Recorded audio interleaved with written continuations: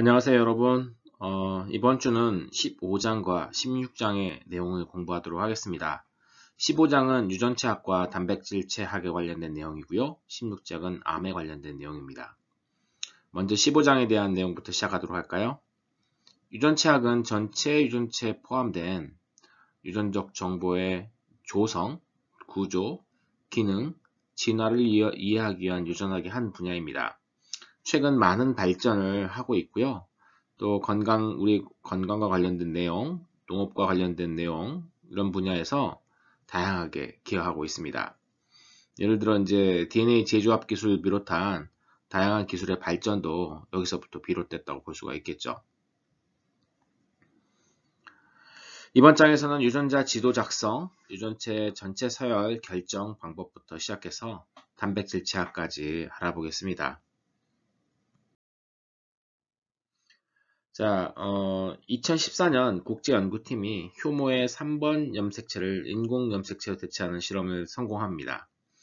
자, 이렇게 대체함으로써, 그, 대체하기 위해서는 그 염색체 안에 들어있는 정보들을 정확하게 알 필요가 있겠죠. 필요 없는 부위는 제거하고, 그 다음에 필요 없는 부위를 제거하고, 또 염색체로서 기능하는 부위를 남겨놓고, 이렇다고 하면은, 그 3번 염색체의 기능을 대신할 수 있겠죠. 따라서 이런 연구들, 앞으로 유전체를 가지고 하는 연구들을 위해서는 유전체에 대한 정보가 반드시 필요할 겁니다. 자, 유전체학 중에 구조유전체학이라고 하는 분야가 있습니다. 구조유전체학은 유전체 내에 포함된 유전 정보의 조성과 서열을 연구하는 학문입니다. 말 그대로 유전체 구조를 연구하는 것인데요. 이를 위해서는 유전자 지도가 필요할 겁니다. 유전자 지도는 여러분 유전자들의 위치를 대략적으로 제공해주는 그런 어떤 뭐랄까 지도 그런 도표 같은 것이 되겠죠. 이 유전자 지도와 물리적 지도가 있는데요. 유전자 지도는 유전자들의 상대적인 순서, 그 다음에 상대적인 거리를 보여주는 것들이 되겠습니다. 여러분들이 앞서서 공부했겠지만 유전자 지도를 작성할 때는 어떤 정보를 이용하죠? 바로 이제 유전자 재조합 빈도를 이용하게 됩니다. 유전자 재조합 빈도. 근데 여러분 아시겠지만 유전자 재조합 빈도를 구하기 위해서는 수많은 교배를 해야 돼요. 교배 실험을 통해 가지고 표형들이 얼마나 그 다음 세대에 재조합이 되는지 해서 그 유전자 사이의 거리를 구하게 됩니다. 그래서 앞서 초파리라든지 우리가 알고 있는 그런 여러 가지 작물들, 옥수수 같은 작물들 대상으로 이런 어떤 유전자 재조합 빈도 연구가 많이 되었죠. 이걸 바탕으로 해서 유전자 지도를 작성하게 됩니다. 원리에 대해서는 여러분 잘 아시겠죠? 유전자 사이에 거리가 멀면 멀수록 어때요? 이 사이에서 재조합될 확률이 굉장히 높아지게 되겠죠. 그래서 그런 그 수많은 개체들을 그 자손들을 얻어가지고 재조합 여부를 파악해가지고 둘 사이의 재조합 빈도를 구하고 그 재조합 빈도에 비례해서 유전자 사이 거리를 구하게 됩니다. 물리적 지도는 실질적으로 이 둘 사이의 거리를 물리적인 거리로 나타내는 것들이 되겠죠. 여기 지금 그림 보게 되면은 유전자 거리를 나타내는 유전자 지도가 이제 여기에 있습니다. 이건 이제 유전자 지도는 센티몰간이라 불리는 재조합 빈도의 단위로서 표현이 되겠죠. 그 다음에 이제 오른쪽에 DNA 표지체라고 되어 있는데 DNA 표지라고 생각하면 됩니다. DNA 표지는 뭐냐면 이제 염색체 이제 일종의 그 이정표와 같은 역할을 하는 것들이 되겠습니다.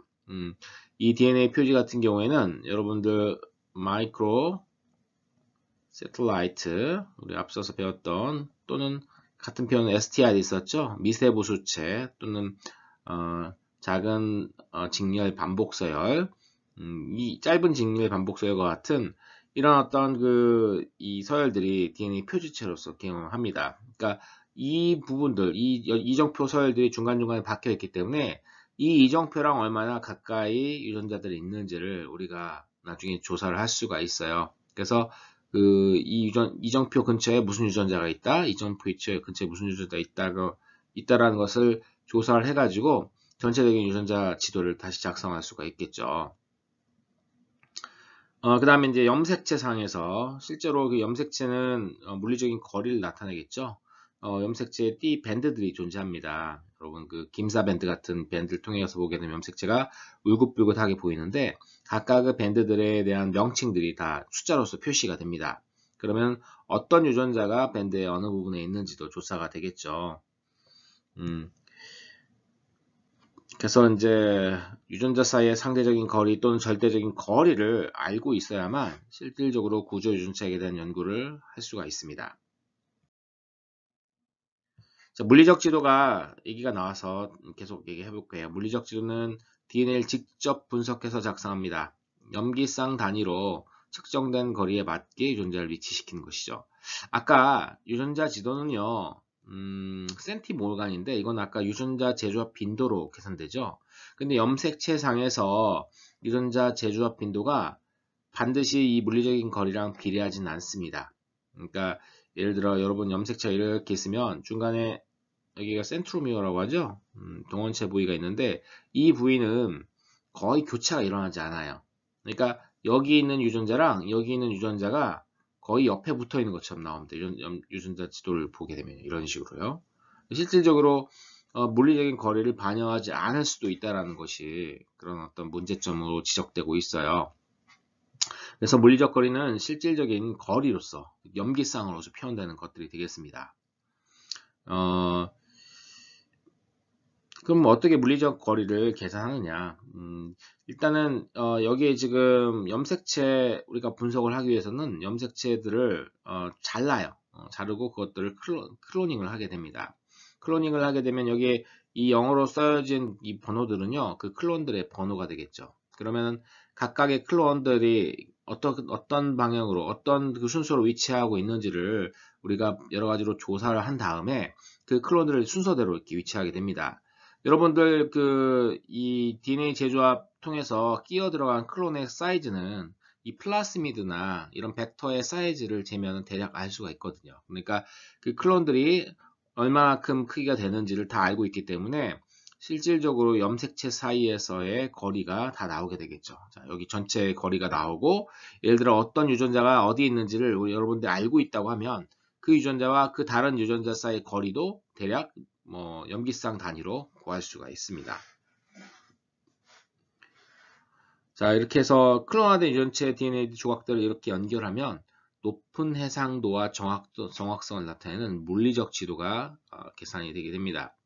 자, 그러면은 이들 사이에 클론들 사이에 클론들을 어떤 순서로 배열하느냐 그런 부분이 어떤 순서로 클론들을 배열하는지를 알려면 일종의 표지들이 있어야 되죠. 가장 오래된 방법 중에 하나는 여기 아래에 보이는 것처럼 DNA 제한 요소로 처리를 해가지고 제한 요소가 절단되는 부위들의 상대적인 위치를 알게 되면 됩니다. 여기 보시면 그래서 힌드3, HPA1, 힌드3 이런 것에 의해서 잘린 위치들을 계산해가지고 자 보시면 여기에 7KB, 6KB 나머지는 7, 6 빼니까 13 빼니까 13KB 정도 되겠죠. 맞나요? 자 그래서 이 정확하게 거리 얘들이 위치한 위치를 이제 알게 되면 여기서도 마찬가지입니다. 예를 들어 이제 얘들이 우리가 정확하게 마커들이 어느 부위에 있는지를 이 잘리는 이 제한 요소 자리들이 어느 부위에 있는지를 알게 된다고 하면 얘들 이어 맞추는데 큰 도움이 될 겁니다.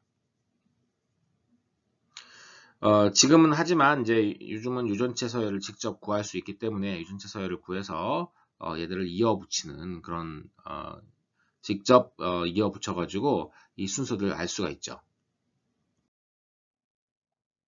자 그러면 제가 지금 아까 방금 전에 마지막으로 유전체 서열을 직접 읽는 과정에 대해서 얘기를 했었는데요.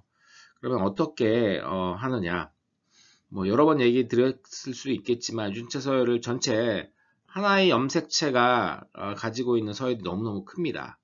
실질적으로 이렇게 큰 서열들을 읽을 수 있는 방법은 전무하고요. 있을 수 없습니다.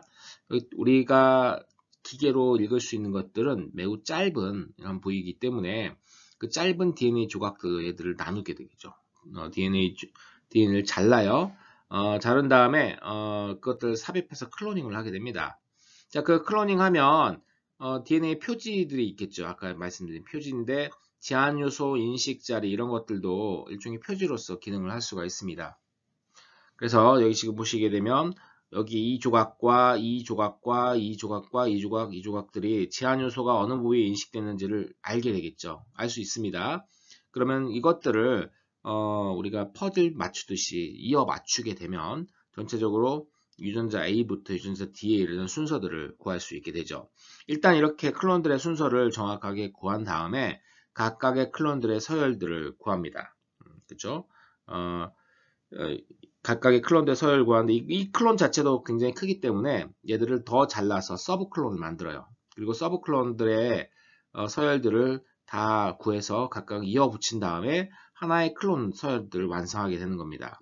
얘도 완성하고 얘도 완성하고 얘도 완성하고 다 완성하게 돼서 이어 붙이는 방식으로 우리가 이제 그 염기 서열을 전체 유전체 서열을 읽을 수 있죠. 그러니까 유전체 서열을 읽는 게 중요한 게 아니라 커다란 유전체 서열을 조각낸 다음에 이것들을 이어 붙이는 게 굉장히 중요한 겁니다. 그래서 이러한 방식을 유전자 지도에 기반한 접근 방식이라고 합니다. 유전자 지도에 기반한 서열 분석법. 그러니까 유전자 표지를 이용해서 순서를 먼저 알고요. 각각의 클론들을 서열을 구한 다음에 이어 붙이는 방식이 되겠죠. 이 방식은 좀 시간이 많이 걸립니다. 많이 걸리고 돈도 많이 들죠. 시간이 걸린 만큼 여기 이제 클로닝을 하고 얘들의 서브 클로닝을 하고 각각의 서열을 구하기 때문에요. 대신 이제 우리가 클론 사이의 순서들, 큰 클론 사이의 순서를 알고 그 다음에 들어가는 거기 때문에 상당히 정확한 수준에서 접근할 수가 있습니다. 자, 이 말고도 다른 방법이 있어요. 여러분 그 샷건이라고 하는 게 있습니다. 샷건은 영화 같은 데서 특히 좀비 나온 영화 같은 데 보면 많이 나오죠.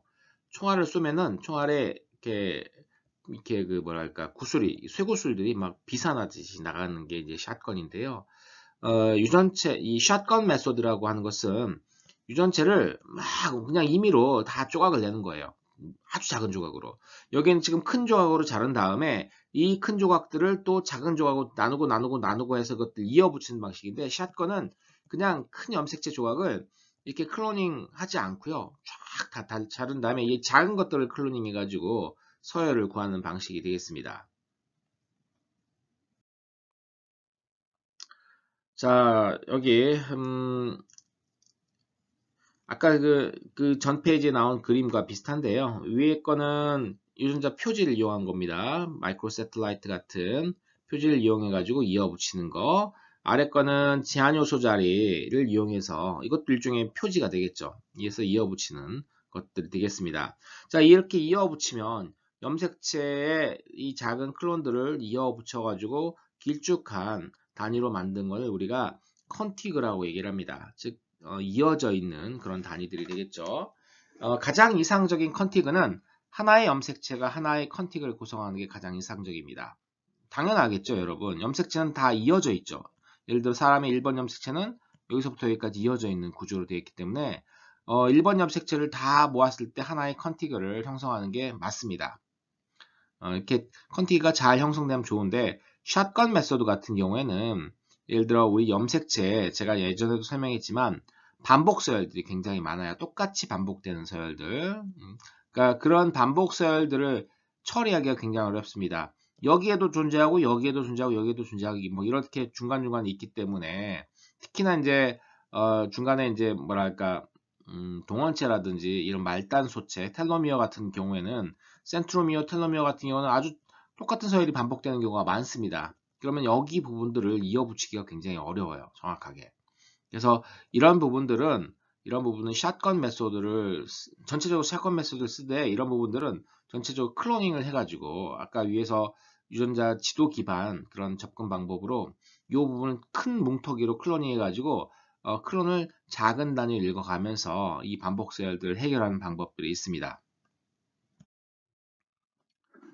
자, 그러면은 이 샷건 메소드에 대해서 좀 더 자세히 설명해 볼까요? 자, 유전체 DNA가 있습니다. 매우 작은 단위로 잘라내요. 그 다음에 클로닝을 한 다음에 각각의 DNA를 읽습니다. 아까 봤던 유전자 지도 기반은 큰 단위로 자른 다음에 이것들을 순서를 먼저 정하고 그 다음에 이것들을 작은 단위로 쪼개가지고 그 유전자 서열을 구했는데요. 이 경우에는 그냥 무조건 다 합니다. 이어 붙이는 것은 그러니까 이 겹쳐지는 중복되는 부위가 있죠.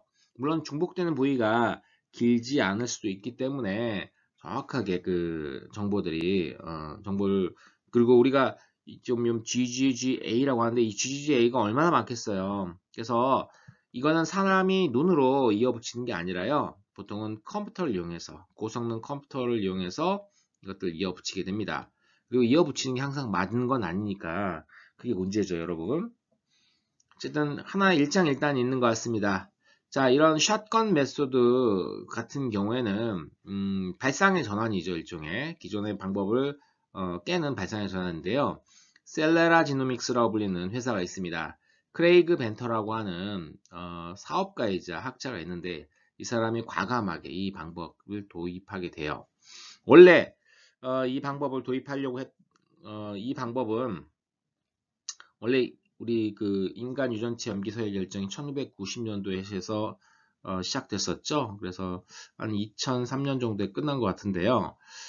이 원래는 유전자 지도 기반에 입각해가지고 사람의 유전체 염기 서열을 읽기 시작했습니다. 근데 시간이 너무 지지부진한 거예요. 그래서 셀러라 지노믹스에서 크레이그 벤터가 샷건 메소드를 과감하게 도입합니다. 원래 샷건 메소드는 세균과 같은 좀 유전체가 작은 애들 대상으로 하던 그런 방법인데 과감하게 도입해서 무려 이제 원래 이거보다 5년 이상 더 걸릴 예정이었었는데 굉장히 짧게 2003년도에 마무리 짓게 됩니다. 그래서 사실 휴먼 지놈 프로젝트 같은 경우에는 원래 공공 부문에서 시작했지만 민간 부문과 공공 부문이 합작함으로써 아주 빨리 종료가 된 그런 어떤 사업이 되겠죠.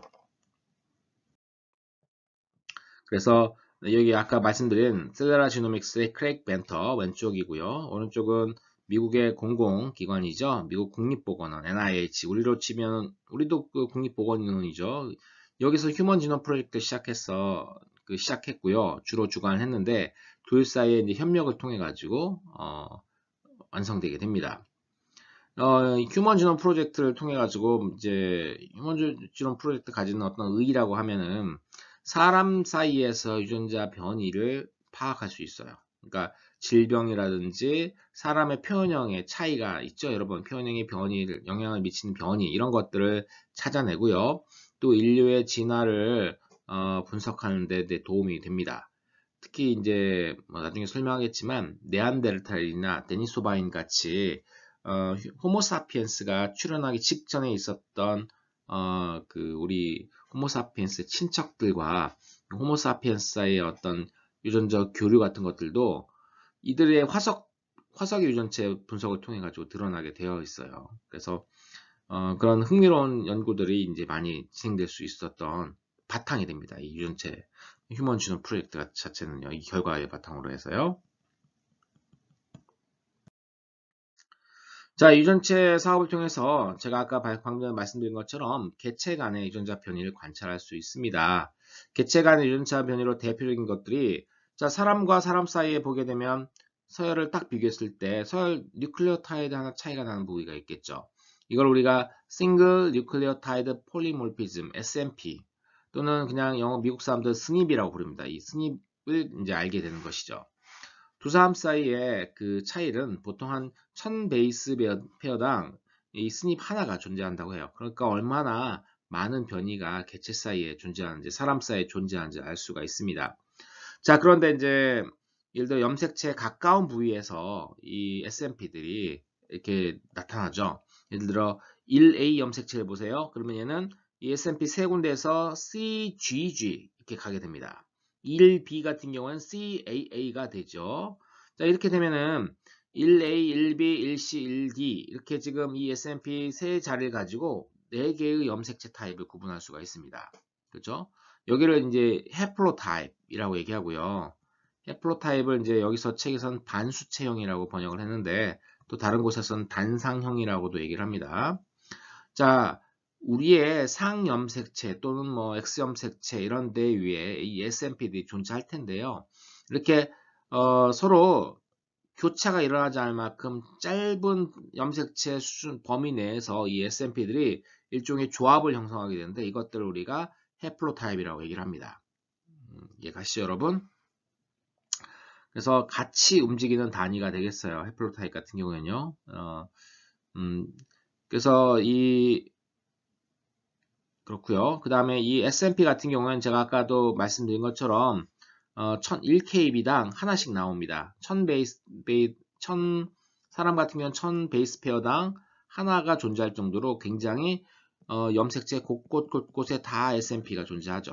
그렇기 때문에 촘촘한 그 이정표라고 보시면 돼요. 그래서 이게 유전자 표지, 특히 연관 표지로서 많이 이용됩니다. 연구할 때 연관 표지로서. 왜냐하면 촘촘하게 배열되어 있기 때문에 자 얘랑 우리가 관심 있는 어떤 유전자랑 항상 같이 다니는 거예요. 그러니까 그러면 얘의 패턴을 보게 되면 그 옆에 어떤 유전자의 어떤 예를 들어 어떤 사람은 이게 정상적인 A 유전자고 어떤 사람은 돌연변이 A 유전자를 갖고 있는데 이때 돌연변이 A 유전자 근처에 가장 가까이 있는 SNP가 C고 정상적인 유전자에 가장 가까이 있는 SNP가 G라고 한다고 하면 이 CG 패턴을 여러분들이 확인하고 어떤 대립 유전자가 오는지를 여러분들이 짐작할 수가 있습니다. 그래서 이런 연관 표지로 사용될 수가 있어요.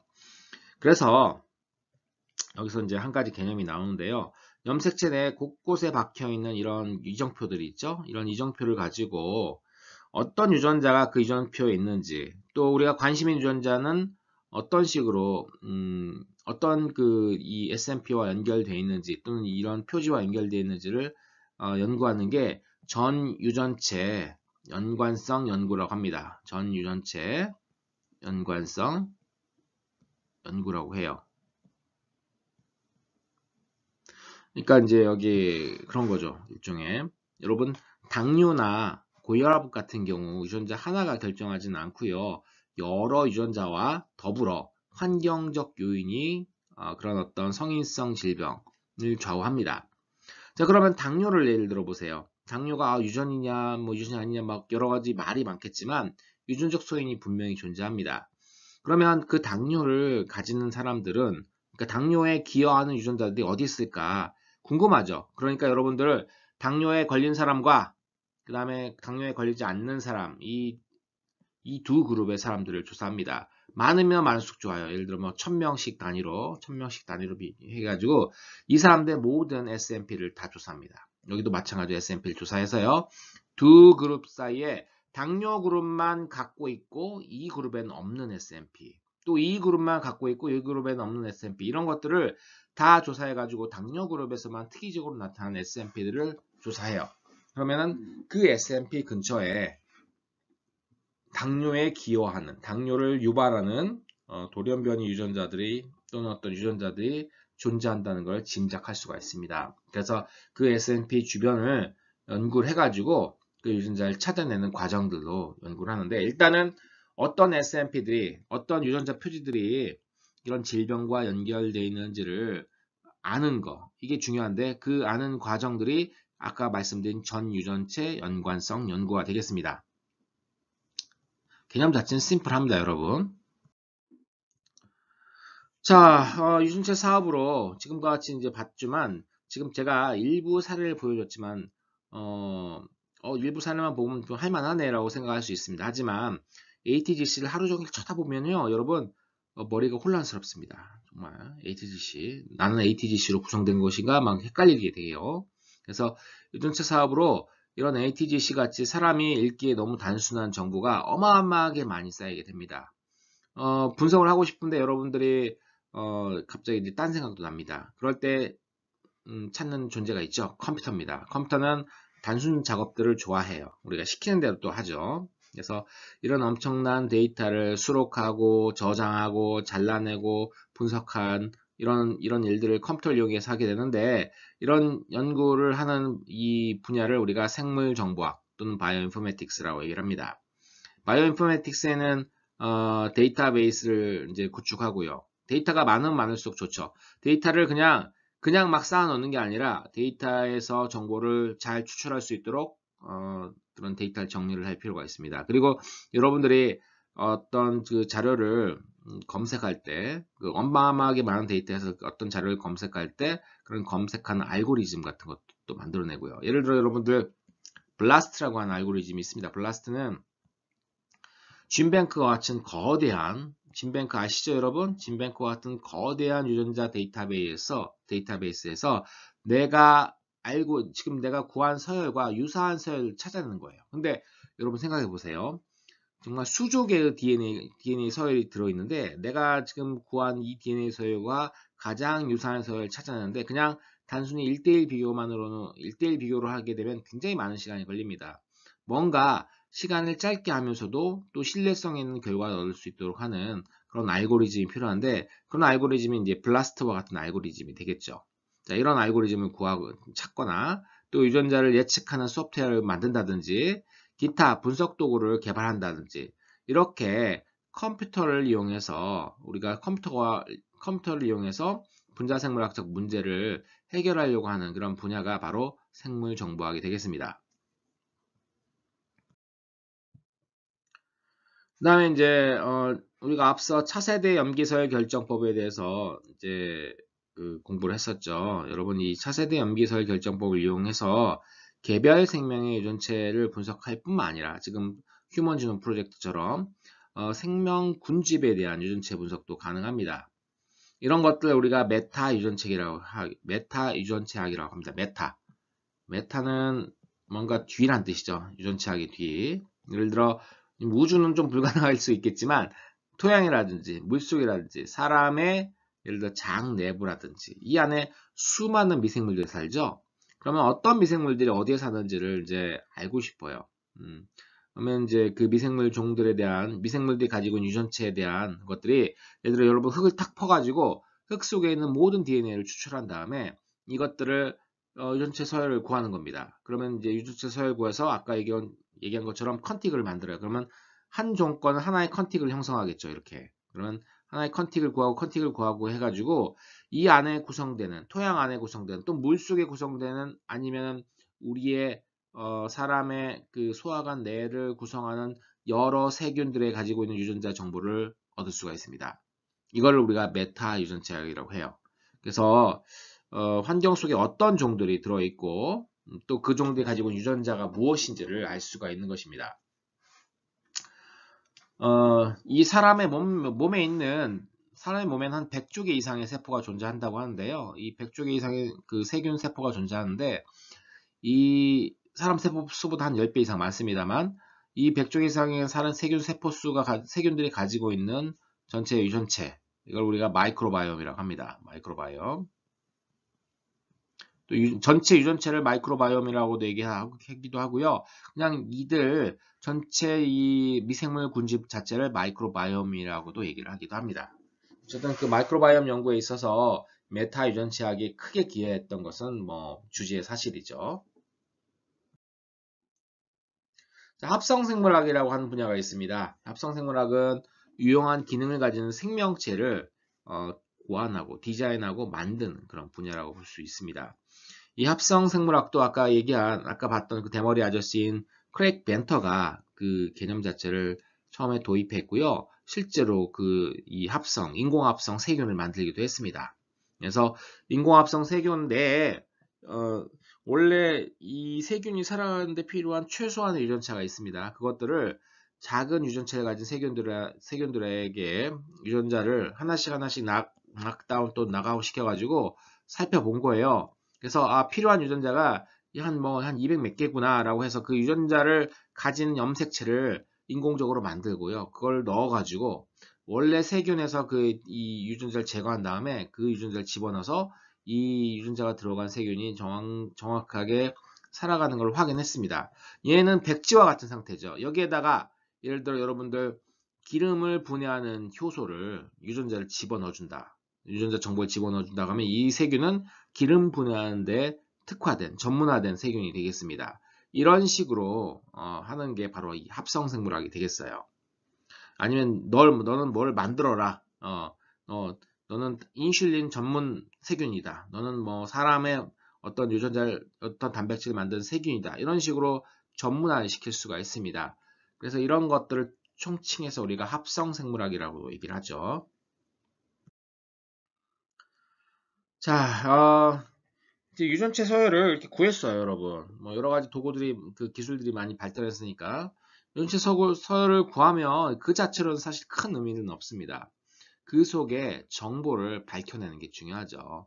구조 유전체학을 통해서 전체 유전체 서열이 알려졌지만 사실 걔들의 기능이 더 중요해요. 그래서 그 다음 단계 연구는 기능 유전체학이라고 하는 연구 분야가 있습니다. 그 서열의 기능을 밝히기 위한 것이죠. 그런 기능이 되려면 유전자 정보로 DNA 정보로서만 기능하는 게 아니라 얘들이 전사가 되고요. 얘들이 번역이 돼야 됩니다. 전사의 산물로 이 mRNA 전사 산물이 만들어지죠. 그 다음에 번역의 결과로 단백질이 만들어집니다. 이런 mRNA와 단백질 수준에서의, 그러니까 전체 그 수준에서 연구가 그 다음 단계에 필요하죠. 이걸 이제 우리가 기능 유전체학으로 연구를 할 수가 있습니다.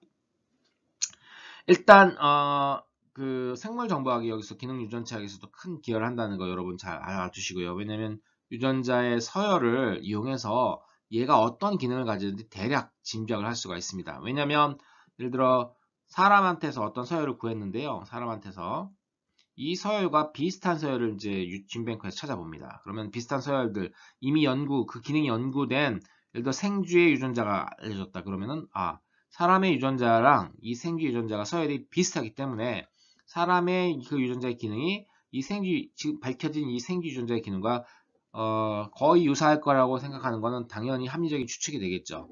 이런 식으로 기능들을 밝혀나가는 방법. 이게 이제 고전적이고 오래된 접근 방법이 되겠고요. 다른 방법으로는 유전자 발현 시기와 발현 장소를 알아봐 가지고 기능을 유치하는 방법이 있습니다. 대표적인 유전자 발현 시기와 발현 장소를 알아보는 대표적인 연구 방법으로는 DNA 미세 배열이 있겠죠. 보시면 미세 배열법 마이크로 어레이가 있겠습니다. 미세 배열이라고 하는 것은 정말 미세하게 DNA를 배열시킨 거예요. 싱글 스트랜드. 그래서 이 칩 위에다가 아주 간격을 좁게 해가지고 이 안 위에다가 DNA 싱글 스트랜드 탐침을 프로브를 박아 넣습니다.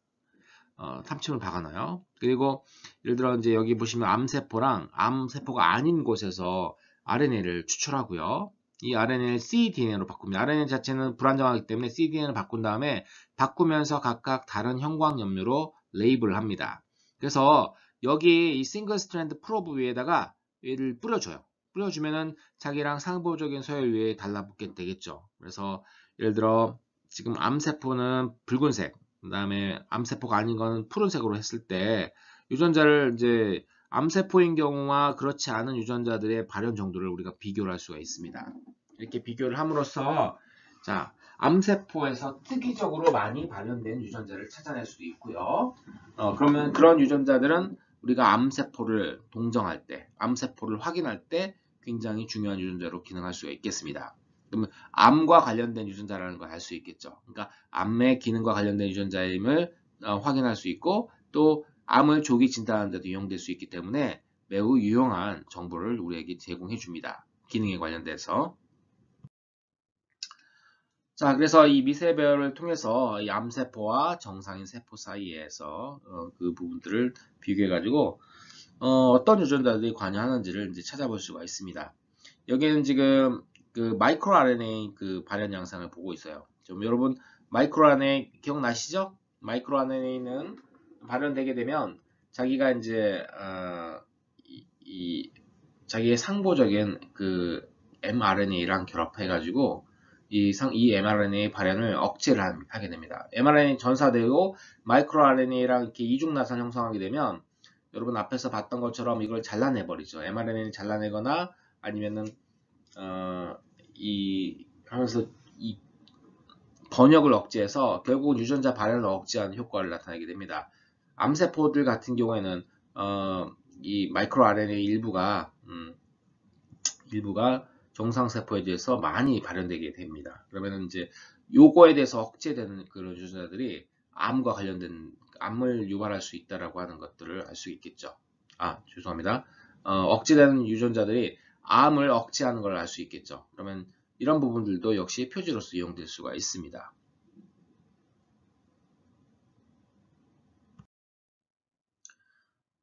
자, 그래서 유전체 염기 서열을 막 했어요. 이제 우리가 기능 유전체를 알아봤고요. 그 다음에 이제 우리가 좀 더 거시적인 관점에서 좀 연구를 할 필요가 있는데요.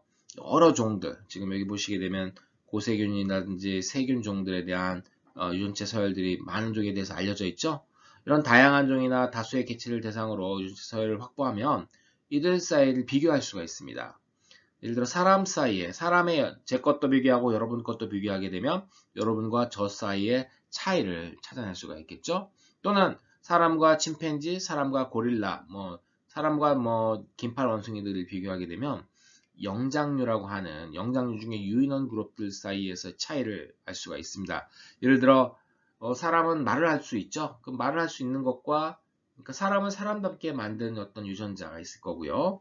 또 사람이 안 되는 그런 애들 같은 경우는, 그러니까 어떤 유전자들이 사람을 사람으로 만들게 했는지 이런 것들도 사실 유전체를 비교함으로써 좀 더 확인할 수가 있습니다.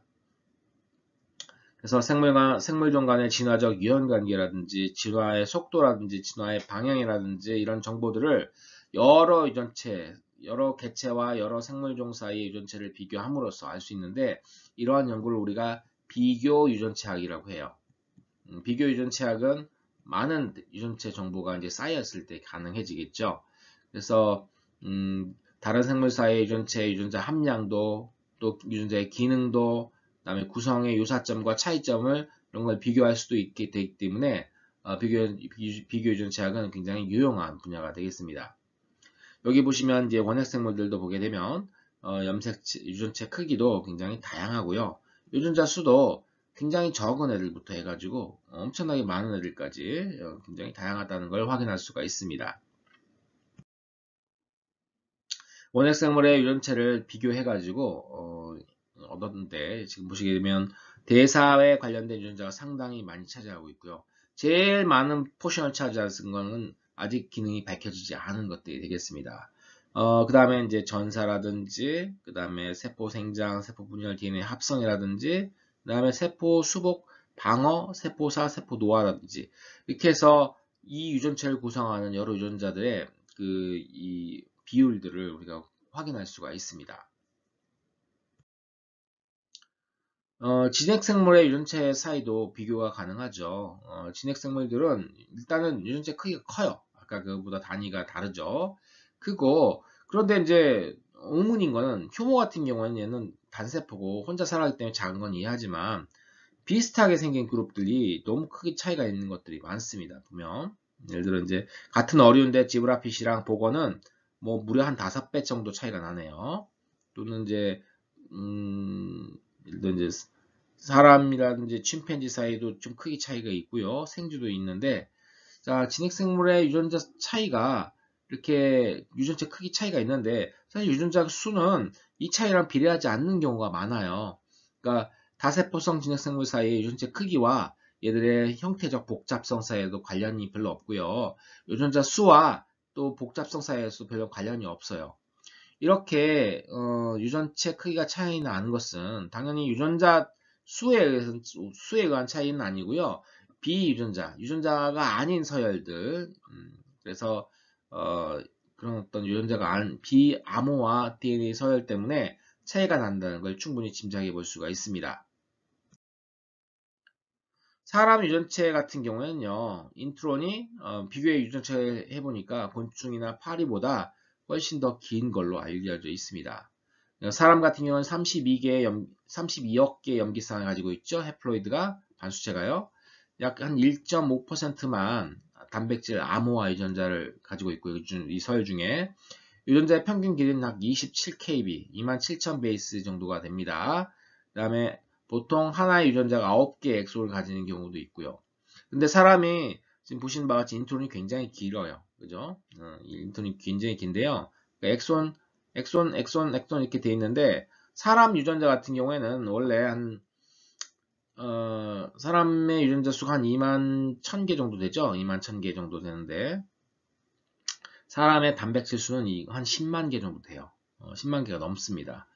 10만 개가 넘다는 얘기는 유전자 수보다 한 5배 정도 되기 때문에 이 유전자로 지금 우리가 알고 있는 유전자로서 그런 다양한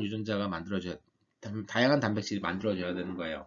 가장 그럴듯한 그 가설은 이 엑손들 사이에 조합이 다양하게 형성되면 그게 가능하죠. 실제로 사람 같은 경우에는 이런 어떤 얼터너티브 스플라이싱이 굉장히 활발한 걸로 알려져 있습니다. 이게 이제 사람 진화의 특징일 수도 있어요. 자, 사람 유전자의 기능은 이제 이렇게 비교해보니까 이렇게 되어 있습니다. 역시 제일 많은 포션을 차지하는 부위는 17번. 아직 기능이 밝혀지지 않은 것들이 되겠죠. 아직 우리에 대해서 잘 모르고 있다는 뜻입니다. 제가 아까 얘기한 것처럼 사람 유전자의 개수는 한 2만 1000개 정도 되고요. 얼터너티브 스플라이싱을 통해 가지고 선택적 스플라이싱을 통해서 한 10만 개 정도의 단백질이 만들어지게 됩니다. 자, DNA에 대해서 알아봤어요. 우리가 DNA를 서열을 구하기 위해서 구조 유전체학 연구를 하고요. 일단 구조가 알려지게 되면 기능 유전체학을 통해서 기능을 알아보고 여러 종 사이의 비교 유전체를 통해 가지고 유전체의 진화라든지 생물의 진화에 관련된 내용들을 알 수 있다라고 얘기를 했습니다. 하지만 DNA 정보는 그냥 단순히 DNA일 뿐이고요. 이것들은 이 안에 잠긴 정보들이 실제로 발현이 돼가지고 기능을 하기 때문에 우리가 생물로서 존재하는 거잖아요. 그래서 DNA는 정보를 단지 저장한 곳에 불과하고 실제 생명활동은 단백질이 하기 때문에 단백질의 정보를 얻는 것도 중요합니다. 유전체는 전체 유전자의 합이지만 단백질의 전체 합을 우리가 단백질체라고 합니다. 단백질체를 연구하는 여러 가지 방법이 존재하겠죠. 그리고 예를 들어 우리 간세포랑 또 신경세포랑 근육세포랑 이들이 가지고 있는 단백질 종류는 당연히 다를 겁니다. 왜냐하면 단백질이 다르기 때문에 각각 다른 세포로 분화했겠죠, 여러분. 각 세포의 조직에 존재하는 단백질이 무엇이 있고 또 단백질이 세포 내 어느 위치에 있고 어떤 단백질은 예를 들어 소포체에 박혀 있지만 어떤 단백질은 마이토콘드리아에 들어 있고 이런 것들의 위치 또는 다른 단백질과의 상호작용들은 어떻게 되는지 이런 것들을 연구하는 것이 바로 단백질체학이 되겠습니다. 그냥 단백질 하나를 연구하는 것보다 훨씬 더 규모가 큰 거겠죠. 그러면 어떤 단백질이 어디에 있는지 어떻게 아느냐? 일단 단백질을 동정해야 되겠죠. 단백질을 동정하는 가장 대표적인 방법은요. 여기 보시는 질량 분석, 매스라고 우리가 얘기를 하는데 매스 스펙트로메터라고 하는 이 기기를 통해서 하게 됩니다. 질량 분석법. 자, 질량 분석법은 단백질을 우리가 분리를 해요. 그 다음에 얘를 효소를 처리해가지고 좀 작은 단위로, 뭐 여기 보시게 되면 한 4개부터 한 6개까지, 7개까지 아미노산 단위로 잘라요. 그런 다음에 얘를 질량 분석기를 돌리게 되면요.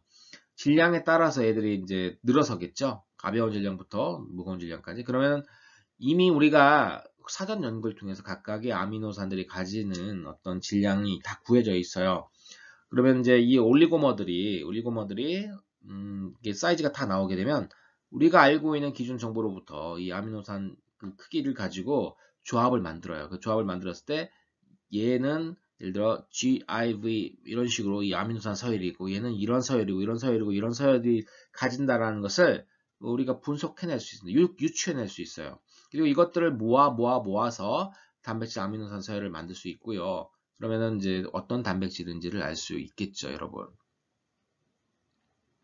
또는 이제 이런 질량 분석법이 많이 쓰이긴 하지만 단백질 상호작용을 이제 분석하기 위해서는 단백질 미세배열, 아까 봤던 DNA, RNA 미세배열과 굉장히 유사한 단백질 미세배열을 이용하고요. 또 단백질 입체 구조를 알기 위해서는 엑선 결정학이 많이 이용됩니다. 엑선 결정학은 단백질의 결정을 만든 다음에 여기에 엑선을 쪼여줘가지고 단백질의 그 결정의 규칙적인 패턴에 따라서 튕겨나가는 그 엑선들의 모양을 보고 단백질 입체 구조를 짐작하는 것입니다. 다음에 이제 또는 뭐 입체 구조를 알기 위해서 NMR이라고 불리는 핵 자기 공명법을 이용하는 것도 있죠. 여러분들 아마도 유기화학을 들었는지 모르겠지만 유기화학에 이 NMR 같은 경우는 굉장히 자세히 설명이 되어 있습니다. 중요한 방법이기 때문에요. 또는 이제 단백질의 구조를 알기 위해서 컴퓨터의 도움을 받는 경우도 있습니다. 그래서 이 경우 기존에 알려져 있던 단백질 아미노산 서열하고 이거 서열로부터 나온 기존 알려져 있던 입체 구조들이 이미 데이터베이스가 많이 돼 있기 때문에 이런 정보들이 많이 축적이 돼 있고 이런 것들을 컴퓨터한테 기계학습을 시켜가지고 생물 정보학을 통해 가지고 우리가 어떤 서열을 던져주면은 그 서열에 맞는 입체 구조를 예측할 수 있게 만들어 줍니다. 이런 방법을 통해서도 입체 구조를 우리가 연구할 수 있겠죠. 그래서 단백질 동정을 위해서는 질량 분석법, 단백질과 단백질의 상호작용 분석을 위해서는 단백질 미세배열법, 단백질의 입체 구조를 알기 위해서는 X선 결정학, 핵자기공명법 또는 생물정보학을 이용한 단백질 구조 모델링 이런 것들이 이제 이용된다라는 거 제가 말씀드렸습니다. 자, 16장으로 넘어가 볼까요? 16장은 암에 관련된 유전학입니다. 여러분, 암 하면 별로 좋은 느낌이 들지 않죠. 암은 여전히 많은 사람들의 죽음에 이르게 하는 그 질병이 되겠습니다. 암은 유전과 관련이 되어 있다고 하죠. 그 부분에 대해서도 좀 살펴보죠. 암을 일으키는 유전자들이 분명히 존재하게 됩니다. 자, 그런 부분들에 대해서 살펴보는 게 이번 챕터의 목적이 되겠어요. 자, 이 가계도에 나와 있는 것은 지금 췌장암을 나타내는 어떤 그 가계도가 되겠습니다. 이 췌장암은 여러분 애플의 창립자 중에 한 명인 스티브 잡스가 걸려서 죽은 병이죠. 아무리 돈이 많아도 암 걸리면 다 죽게 돼 있어요, 여러분. 암을 늦게 발견하게 되면 살 수 있는 방법이 없습니다. 특히 췌장암 같은 경우에는 예후가 안 좋은 암이라고 하는데 초기에 자각 증상이 없고요. 전이가 잘 됩니다. 치사율이 매우 높아요. 그러니까 췌장암이 왜 그런지, 췌장암이 왜 그런 그런 악성인 그런 속성을 나타내는지 연구해 보기 위해서 사람들이 이런 가계도를 분석했고요. 췌장암에 특히 잘 걸리는 가계도에 있는 사람들의 샘플 시료를 채취합니다. 시료를 채취한 결과 어떤 유전자의 고장이 특히 잘 나는지 봤더니 세포 골격을 구성한 단백질을 암호한 팔라딘이라고 하는 유전자가 있습니다. 팔라딘. 이 팔라딘 유전자의 돌연변이가 관찰된 거예요. 팔라딘 유전자는 세포 골격이 이렇게 세포 골격을 이루는데 중요한데 세포 골격이 팔라딘 유전자의 돌연변이가 생기면 세포 골격이 부실해져 가지고 얘들이 다른 세포로부터 쉽게 뚝 떨어져 나옵니다. 즉 암세포들 같은 경우에는 쉽게 전이가 될 수 있겠죠. 전이라고 하는 단계를 거치게 되면요. 암이 악성이 되는 겁니다. 여러분. 암이 악성이 되는 거는 두 가지 징후로 볼 수 있는데 원래 다른 암세포들이 우리 양성 종양들도 막 세포가 막 분열을 하는데 분열하다가도 옆에 있는 다른 세포들이랑 만나게 되면 더 이상 분열하지 않아요. 양성 종양은 다른 세포들 사이를 침투하지 않습니다. 악성 종양은 다른 세포들이랑 만나도 계속 자기를 증식시켜서 다른 세포, 다른 조직을 그러니까 자기가 있는 조직과 세포들을 다 침투해가지고 그 조직을 망가뜨립니다. 두 번째 특징이 바로 전이죠. 전이 단계까지 가면 사실 암 치료가 외과적 수술로는 거의 불가능한 단계가 됩니다.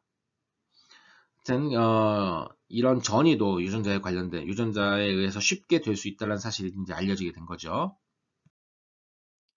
자, 한국인의 사망 원인의 한 26.5%가 암이라고 합니다. 미국인도 역시 5명 가운데 1명은 암으로 죽어요. 자, 근데 암이라고 하는 것은 우리가 한 글자짜리 질병으로 암 이렇게 얘기하지만 암은 단일 질병이 아닙니다, 여러분. 암은 증상은 비슷한 질병인데 증상이 비슷한 수많은 질병들을 우리가 암이라고 그냥 통칭하는 겁니다. 그러니까 암이 나타나는 증상은 무엇이냐면 정상적인 세포 분열 조절 기작을 잃어버린 애들입니다.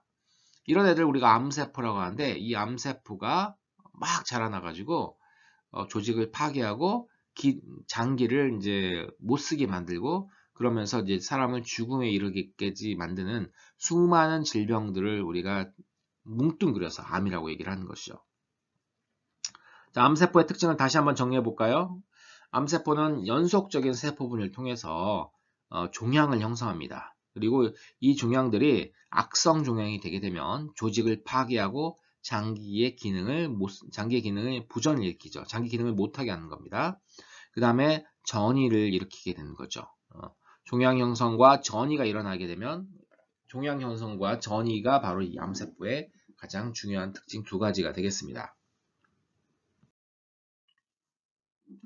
자, 미국에서의 암 발생 빈도를 보고 있죠. 우리와는 조금 다를 수 있는데 우리나라도 이제 소위 말하는 선진국화가 진행되면서 미국과 비슷한 이런 암종들이 많아지게 됩니다. 예전에 제가 어렸을 때는 우리나라 사람들 위암, 간암 많이 걸렸었어요. 근데 미국 같은 경우에는 위암, 간암이 저 아래 낮은 것이고요. 유방암, 그다음에 폐기관지암, 그다음에 전립腺암, 뭐 이런 직장 결장암 이런 암종이 많아지고 있는데 사실 우리나라도 요즘 이런 암 종류들이 많아지고 있습니다, 여러분. 자, 여기서 한 질문 하나 던져보죠. 암은 유전되는가? 라는 질문에 어떻게 여러분 대답하겠습니까? 여러분 유전을 어떻게 정의하냐에 따라 다른데요. 여러분이 생각한 유전은 아마도 부모에 의해서 자식으로 넘어가는 것도 유전이라 생각할 수 있겠습니다. 그 유전을 생각하시면은 암은 유전될 수도 있고 안 될 수도 있는데요. 하지만 이제 우리가 세포, 모세포가 분열해서 딸세포를 만들잖아요. 이 경우도 유전이라고 얘기를 합니다. 그죠? 그래서 어쨌든 거의 대부분의 암 발생 원인은 DNA가 잘못됐어요. 모세포의 DNA가 잘못됐고 이 DNA 고장으로 인해서 그 DNA 고장난 모세포가 분열하면 딸세포가 만들어지죠. 이 딸세포들이 막 늘어나게 되면 딸세포들 중에 추가적으로 또 고장난 애들이 있습니다. DNA가 손상되는. 그러면 추가적으로 몇 번 여러 가지 유전자들이 망가지게 되면서 점점 악성 중형으로 가게 되는, 암으로 가게 되는 그런 길을 밟게 되는 겁니다. 자, 그럼 이런 DNA 결함은 뭐에 의해서 발생하죠? 당연히 바람원에 의해서 일어나게 됩니다. 바람원. 그러니까 예를 들어 어떤 화학 물질에 노출된다든지 아니면은 뭐 방사선에 노출된다든지 이런 것들이 되게 되면 DNA가 손상되거나 아니면 염색체 수준에서 염색체 구조 이상이 생긴다든지 예를 들어 여러분 대표적으로 염색체 구조 이상이 생겨난 질병 중 하나가 만성 골수성 백혈병이 있습니다. 이게 좀 특이한 암이에요. 백혈병 같은 경우에는요. 이런 경우도 있고요. 아니면 정말 부모에서 자식으로 넘어가는 가족력을 나타내는 진짜로 유전되는 그런 어떤 그 암도 존재합니다. 자, 너슨이라고 불리는 사람이 있었는데 너드슨이라고 불리는 사람이 암의 유전적 본질을 설명하는 모델을 제시합니다. 이 모델 이름을 이중적중가설이라고 얘기를 하죠. 이중적중가설. 자, 위에 걸 보세요. 정상적인 염색체입니다. 일단은 막 분열하죠. 체세포 분열하게 되다가 그 중에 어떤 세포가 돌연변이가 생깁니다. 그럼 이 세포들도 계속 자기의 딸세포를 만드는데 그 중에 또 어떤 세포가 돌연변이가 생기겠죠. 예를 들어 한 유전자에 돌연변이가 생기는데 또 그 반대쪽 유전자, 그 상동 유전자에도 돌연변이가 생기게 되면 얘는 이제 암이 되는 거죠. 종양이 생기게 되는 겁니다. 자, 이 경우 이 사람이 이제 생각했던 그 유전자는요, 레티노블라스토마라고 불리는 유전자입니다. 레티노블라스토마, 망막아종 유전자인데 이 망막아종 유전자는 일종의 암 억제 유전자에 해당됩니다. 그러니까 이 암 억제 유전자의 돌연변이가 두 개 다 생겨가지고 그 두 대립 유전자가 전부 다 기능을 못하게 되면 이 망막아종 암이 만들어지게 되거든요. 그래서 한쪽 눈에 그러니까 사람 눈 두 개 있잖아요. 근데 둘 중에 하나의 암이 생기는 게 됩니다. 위에 경우처럼 되면요. 그런데 이제 암을 부모로부터 물려받아서 이미 한쪽 유전자가 고장난 사람이 있어요. 그러면 이 딸세포들은 그 딸세포들은 전부 다 한쪽 유전자가 고장난 그런 어떤 고장난 유전자를 물려받겠죠. 그러다가 독립적으로 또 반대쪽에 암이 발생할 수 있습니다. 돌연변이가 발생해서 망막아종 유전자가 둘 다 기능을 못하게 될 수도 있습니다. 이런 경우에 암 발생률이 굉장히 높아지게 되겠죠. 그죠? 무슨 얘기를 하고 부모로부터 부모로부터 돌연변이를 물려받지 않은 경우에는요, 암 발생이 일어나려면 같은 유전자에 2번 고장이 내야 되는 거예요. 왜냐면 우리는 2배체이기 때문에.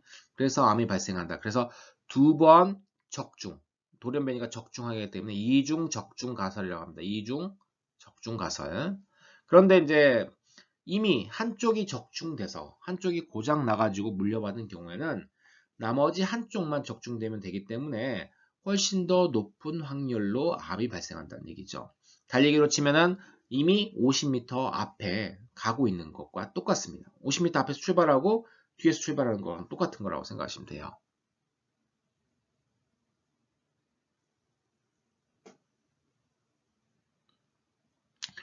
그래서 특정 유전자의 돌연변이가 결국 암의 원인이 되게 되는데요.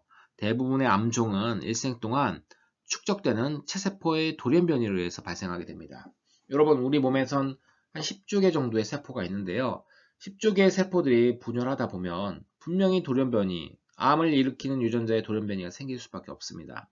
대다수는 추가적인 돌연변이가 발생하지 않아서 더 이상 암으로 진행되지 않지만 어떤 애들은 정말 재수 없으면 얘들의 딸세포 중에 또 추가적인 돌연변이가 발생하면서 암이 생길 수가 있는 것이죠. 그러면 어떻게, 지금 제가 지금 이 설명을 했습니다. 대략. 이 암세포가 악성 종양이 발생하는 과정들을 이제 설명한 모델이 클론 진화 과정이라고 합니다. 클론. 그래서 하나의 모세포가 있는데 얘들 딸세포 중에 일부가 첫 번째 돌연변이가 생겨요. 근데 돌연변인데 이거는 되게 마일드한 돌연변입니다. 예를 들어 좀 증식 속도를 좀 빠르게 만드는 좀 더 증식 속도를 빠르게 만든 돌연변이가 생겨요. 이때까지는 악성이 아닙니다. 좀 더 빨라져요. 좀 더 많은 딸세포들이 생기죠. 딸세포들이 많이 생기다 보면요, 돌연변이가 생길 가능성이 높아지는 거예요. 두 번째 돌연변이도 세포 분열을 촉진하고, 세 번째 돌연변이 같은 경우에는 예를 들어 세포의 이제 여러 가지 어떤 세포의 표현형을 변화시키는 돌연변이가 발생할 수도 있겠죠. 또 추가적인 돌연변이 하다 보면 결국은 악성 종양으로 가게 되는 겁니다. 이게 바로 이제 클론 진화를, 그러니까 이렇게 클론 진화를 통해서 악성 종양이 만들어진 과정인데요. 이 클론 진화를 촉진하는 그런 어떤 여러 가지 상황이 있을 수 있겠죠. 대표적으로 DNA 수선 체계가 고장난다. DNA 수선 체계가 고장나면요, 이 돌연변이가 생기면 그 다음 걸 못 고쳐요. 또 여기서 그 다음 이어진 돌연변이가 생길 가능성이 높아지게 됩니다. 그러니까 DNA 수선 체계에 결함이 생기면 아무래도 암 발생률이 높아지게 되겠죠. 또는 염색체 비분리 현상들도 이 클론 진화를 촉진하게 됩니다. 염색체 비분리. 보통은 이 암세포들은 염색체들이 이수성이 많이 나타납니다. 왜 그런지 모르겠는데 이수성이 많이 나타나서 이 암세포의 염색체를 보게 되면 숫자가 들쭉날쭉해요. 자, 그리고 여기 보시게 되면 암 발생 빈도가 지리적 차이가 난다는 걸 볼 수 있습니다. 입술 같은 경우에는 캐나다가 브라질보다 한 15배 높죠. 그 다음에 비강과 인도 부분에서는 홍콩이 미국 유타보다 무려 60배나 높습니다. 다 지역별로 이렇게 차이가 나고요. 심지어 이제 예를 들어 홍콩 살다가 미국으로 가게 되면 이 미국 환경에 맞는 암 발생 빈도가 나타난다고 해요. 이거는 뭐냐면은 얘들의 민족적인 유전적인 특성이 중요한 게 아니라 얘들이 살고 있는 환경이 중요하다는 겁니다. 즉 암에 있어서, 암 발생에 있어서 환경 요인이 중요하다는 걸 보여주는 표가 되겠죠. 자, 암 발생과 관련된 환경 요인으로는 지금 흡연 같은 경우 굉장히 중요한 환경 요인이 되겠습니다. 아니면 음식을 먹는 것, 과체중과 비만, 음주 이런 여러 가지 환경 요인들이 암 발생에 영향을 미치게 됩니다. 그러면 이제 어떤 돌연변이가 암을 유발하는지 한번 살펴볼까요?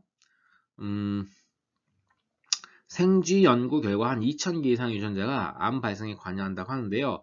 이들을 우리가 크게 두 그룹으로 구분할 수 있습니다. 세포 분열을 촉진하는 유전자들이 있어요. 그런 유전자를 우리가 발암 유전자라고 합니다. 원래는 돌연변이가 안 생긴 발암 유전자를 우리가 원 발암 유전자라고 해요. 원 발암 유전자, 프로토 온코진이라고 합니다. 자, 원 발암 유전자가 돌연변이가 되면 발암 유전자가 되는 것이죠. 예를 들어 이제 보통 제가 이 발암 유전자 같은 경우에는 세포 분열 촉진하는 애들이란 말이죠. 정상적인 생장인자 같은 경우에는 예를 들어 정상적으로 조절된 세포 분열을 하는데 이 두 대립 유전자 하나가 돌연변이를 일으켰어요. 정상인자 하나만으로는 얘를 막을 수가 없어요. 왜냐하면 얘는 활성이 너무 많이 됐기 때문에. 이런 경우 이 돌연변이 대립 유전자가 우성인 경우가 많습니다. 두 번째 부류의 유전자는 종양 억제 유전자입니다. 암을 억제하는 거죠. 정상적인 생장인자 억제 유전자들이 있는데, 자, 둘 다 있으면 억제를 하고 있어요. 근데 돌연변이가 하나 생기면은 나머지 하나가 여전히 억제하고 있기 때문에 보통 돌연변이가 암이 안 되거든요. 근데 둘 다 고장 나는 경우에는, 둘 다 억제를 못하게 되는 경우에는 이제 암세포가 되는 것이죠. 이런 경우를 우리가 종양 억제 유전자라고 하고요. 종양 억제 유전자는 보통 정상 대립 유전자에 비해 열성이 됩니다. 그러니까 종양 억제 유전자는 둘 다 돌연변이가 발생한 호모일 때만 암이 되고요. 발암 유전자 같은 경우에는 하나만 그 돌연변이, 즉 우성, 그 헤테로인 경우에도 암이 됩니다. 아까 봤던 망막아종, 레티노블라스트마 같은 경우에는 바로 이제 종양 억제 유전자가 되기 때문에 둘 다 돌연변이가 발생해서 암이 되는 경우가 되겠어요. 항상 그런 건 아닙니다. 항상 그런 건 아니지만 보통 종양 억제 유전자는 헤테로일 때는 정상 표현이고요. 둘 다 호모로 돌연변이를 가질 때만 암이 된다는 거죠. 항상 그런 건 아닙니다. 자, 발암 유전자와 원 발암 유전자입니다. 원래 유전자는 원 발암 유전자가 되겠죠. 얘들이 돌연변이가 되게 되면 발암 유전자가 되게 되는 겁니다. 한 끗 차이예요. 하나의 차이입니다. 그래서 보통은 생장인자 수용체 또는 전사인자, 그다음에 세포 주기를 조절과 관련된 전사인자, 그다음에 뭐 단백질, 타이로신, 인산화효소인데 이거 같은 경우에는 여러분 수용체인 거 아시죠? 예, 수용체, 생장인자 수용체 같은 경우가 되기 때문에 자, 이런 것들이 전부 다 돌연변이 이렇게 되면 암이 되겠고요. 다양한 암종에 유발하게 됩니다. 여러분 제가 아까 말씀드린 것처럼 암은 여러 종류의, 그러니까 폐암도 종류가 여러 개가 있고요. 그 다음에 간암과 뭐 이렇게 폐암은 다 시작된 기작이 다 달라요. 그렇기 때문에 다른 질병입니다. 다 다른 유전자가 고장됐고 유전자가 고장난 순서들이 다 다르기 때문에 암은 정말 종류가 많은 그런 그 질병 중에 하나입니다.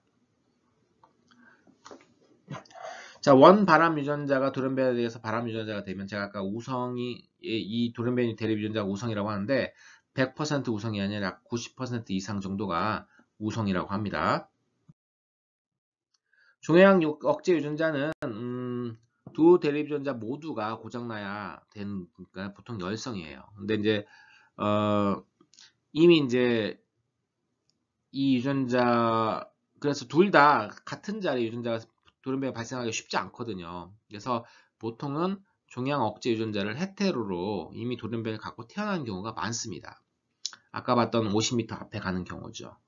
이러한 이형 접합자 상태로 보통은 태어나는 경우 있고요. 이런 이형 접합자 상태가 사라지는 거. 그러니까 하나만 돌연변이 대립 유전자만 남는 상황 또는 둘 다 돌연변이가 되는 상황. 이걸 우리가 이형 접합성 상실이라고 얘기하는데 이 경우 암이 됩니다. 그러니까 종양 억제 유전자의 경우 이형 접합자로 태어나는 경우가 많고요. 이형 접합자에서 그런 이형 접합성 상실이 일어나는 경우 종양 억제 유전자에 의한 암이 발생하게 됩니다. 예를 들어 이제 정상인 라지 A와 돌연변이 스몰 a가 있는데 정상인 라지 A 부분이 유전자 결실로 날아가 버립니다. 그러면 스몰 a 하나만 남죠. 억제해줄 라지 A가 없기 때문에 스몰 a, 얘는 고장난 애란 말입니다. 그러니까 얘를 갖고 있는 세포는 종양을 억제할 수 있는 상황이 아니에요. 그러면 당연히 암이 되는 것이죠. 물론 어떤 경우는 이 이형 접합자 상태만으로도 충분히 암이 되는 경우도 있긴 합니다. 이런 거는 뭐냐면 반수체 기능 부전이라고 해서 둘 다 정상인 호모자이고트가 만들어낸 그 종양 억제 유전자의 산물들이 있어야만 암이 억제되는 경우, 절반만 있는 경우에 암이 억제되지 않은 경우, 이런 경우는 암이 될 수 있죠. 물론 흔치는 않지만 이런 경우 우리가 반수체 기능 부전이라고 합니다. 반수체만 있을 때는 기능을 제대로 할 수 없는 경우 우리가 반수체 기능 부전인데, 이건 둘 다 호모가 안 돼도 또는 이런 이형접합정 상실이 일어나지 않아도 암이 될 수도 있습니다.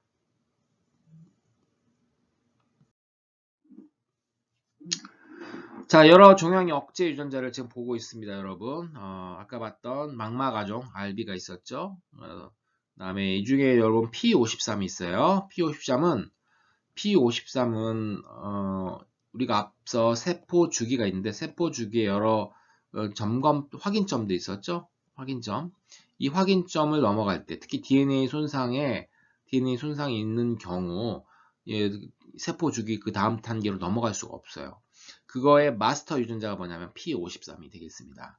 P53은 세포 확인점에서 매우 중요한 유전자인데, P53이 고장나는 경우, 그러니까 P53은 정말 중요한 유전자이기 때문에 거의 대다수의 암들이 P53이 고장나는 경우가 많아요. 엄청나게 중요한 유전자라고 볼 수 있는 것이죠. 자, 원바람 유전자와 종양 억제 유전자의 상당수가 세포 주기를 조절하는 유전자입니다. 그 외에도 이제 DNA 수선 유전자라든지 텔로머레이즈 조절 유전자라든지 혈관 형성을 촉진하는 유전자라든지 종양 확산 전이와 관련된 것이죠. 유전자라든지 또는 후성 유전적 변화를 초래하는 그런 유전자라든지 이런 여러 유전자들이 이제 관여합니다. 하지만 제일 중요한 건 세포 주기예요. 세포 주기. 세포 주기 조절을 실패하게 되면 암이 되겠죠. 여기 하나의 사례가 나옵니다. RB 단백질, 아까 망막아종이라고 했죠. RB 단백질은 세포 주기를 억제하는 단백질입니다. 그래서 종양 억제 유전자예요. RB 단백질은 평소에 E2F에 결합해 있습니다. E2F는 예를 들어 RB 단백질이 사이클린 D, CDK, 사이클린 E, CDK에서 인산화가 돼서 떨어져 나오게 되면요, E2F가 활성을 나타내게 됩니다. 얘는 핵으로 들어가서요, 프로모터에 결합하는 전사인자로서 얘들이 만들어내는 이 E2F가 촉진하는 유전자들은 그 다음 그 DNA 복제에 필요한 유전자들을 만들어내게 돼요. 그러니까 E2F가 자유롭게 되는 순간부터 얘는 이제 세포 주기를 계속 돌아갈 수 있는 상황이 되는 거죠. RB 단백질이 종양 억제 유전자면 E2F 단백질은 어때요? 이거는 바람 유전자가 되겠습니다. 원바람 유전자가 되겠죠. 원바람. 이때는 정상이니까. 그래서 그러니까 종양 억제 유전자와 원바람 유전자를 지금 한눈에 볼 수 있는 이 그림이라고 볼 수 있습니다. 촉진하면, 세포 분열을 촉진하게 되면 원바람 유전자, 돌연변이로 바람 유전자가 되겠죠. 세포 분열을 억제하는 일을 우리가 종양 억제 유전자라고 얘기합니다. 자, 미국에서는 연구가 많이 되는 게 대장암들이 많이 되어 있습니다. 우리가 좀 더 스페시픽하게 얘기하면 결장암이라고 얘기를 하는데요. 자, 이 대장암, 결장암 보게 되면요, 여러 유전자가 순차적으로 고장나면서 암으로 발달하게 됩니다. 예를 들어 이제 이 정상적인 대장 조직이에요. 여기 이제 종양 억제 유전자는 APC가 예를 들어 사라지게 될 수 있습니다. APC가 사라지게 되면 세포 분열 속도를 증가시켜요. 종양을 억제하던 애들이니까.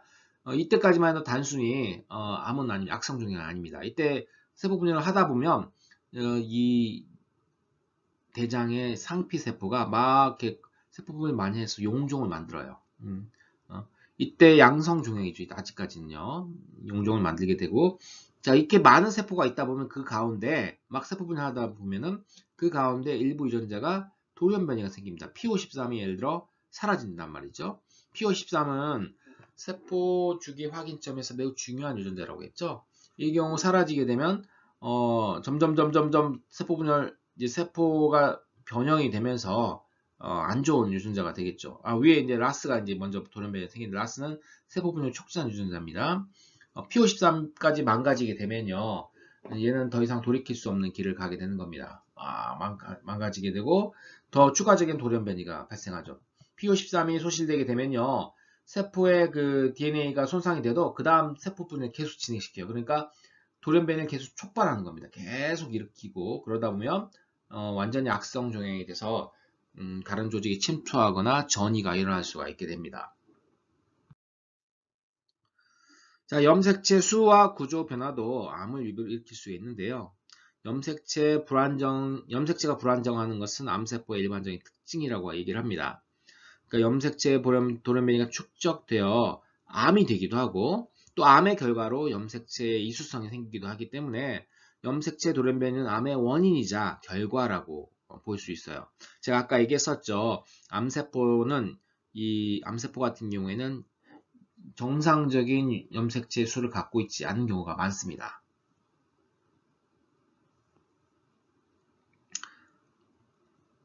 자, 여기 보게 되면 이제 여러 유전자들이 있는데요. 그런 염색체 이상으로 생길 수 있는 암의 원리들을 한번 살펴보죠.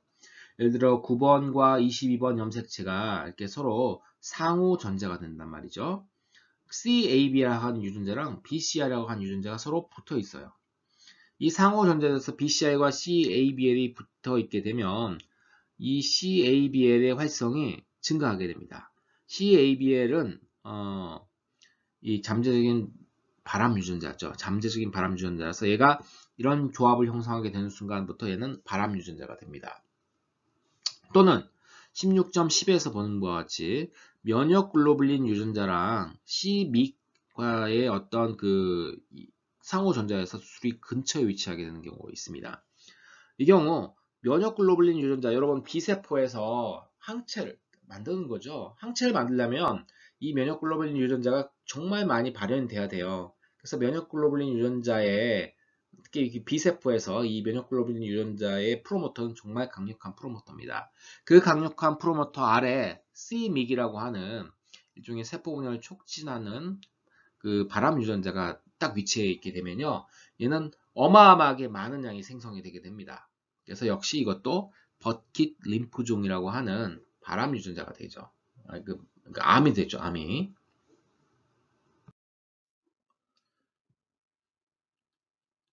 자, 암세포에서 이제 염색체 첨가나 소실, 재배열이 일어나는 지금 그 그림을 볼 수가 있죠. 이건 대장암 세포의 염색체라고 합니다. 정상적인 염색체와는 사뭇 많이 다른다는 걸 알 수 있어요. 심지어 뭐 21번 염색체도 3개가 되네요. 대장암 세포에서 아까 우리가 결장암 처음 단계에서 발생한 돌연변이가 APC에 이제 돌연변이가 생기는 걸 봤는데요. APC는 종양 억제 유전자인데 APC는 동원체 방추사 부착점과 결합하는 미세소관과의 그 상호작용을 하는 유전자입니다. 그러니까 그 APC가 문제가 생기게 되면요, 여기 뭐죠? 이 동원체 미세소관 결합이 억제가 되거나 이상이 생기게 돼요. 그러면은 예를 들어 두 개가 정확하게 분리가 돼야 되는데 한쪽이 고장나게 되면 이쪽이 한쪽으로 몰려간다든지 이런 비분리로 인한 염색체 이수성을 유발할 수가 있습니다. 자, 마지막으로 여러분, 이 암을 유발하는 요인으로서 바이러스의 요인을 살펴보도록 할게요. 여기 사람 암 중에는 바이러스에 의한 암이 있습니다.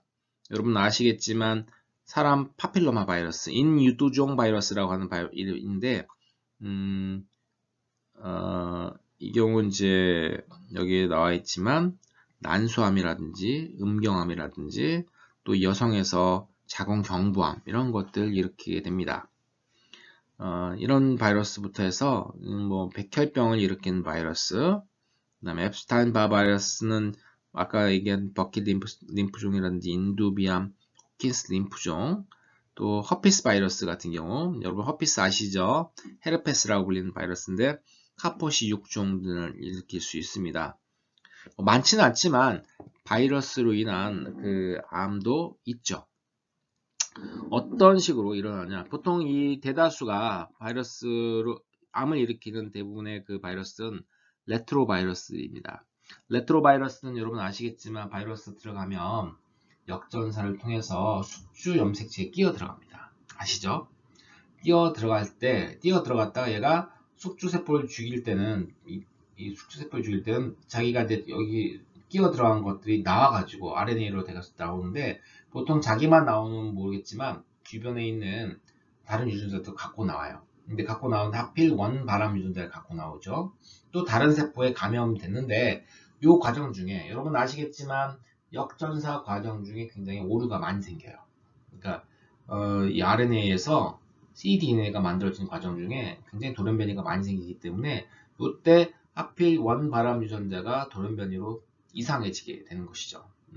그러면 이제 이 세포는 암이 되는 거예요. 얘가 이상한 바람 유전자가 되면서 또는 지금 레트로바이러스가 감염이 딱 됐는데 레트로바이러스가 원바람 유전자 근처에 삽입된 거예요. 근데 여러분 아시겠지만 바이러스는 자신들을 많이 증폭해야 되기 때문에 바이러스 유전자들이 가지고 있는 프로모터는 매우 강력해요. 그러니까 뛰어 들어갔는데 이 프로모터 영향을 받아서 원바람 유전자가 과발현이 돼가지고 이 세포가 암세포가 되는 경우도 많습니다. 자, 이번 주 내용을 정리해 볼까요? 우리가 앞서 유전체학에 대한 얘기를 했습니다. 그래서 구조 유전체, 또 기능 유전체, 비교 유전체에 관련된 얘기를 했었고요. 그 다음에 이제 그래도 기능을 보기 위해서는 단백질 체학에 관련된 연구가 필요하다라는 얘기를 했습니다. 그리고 16장에서는 암에 관련된 내용을 했었는데요. 암 발생 유전자와 여러 가지 암 유발 요인들에 대해서 살펴봤습니다. 이번 주 출석 체크 과제는요.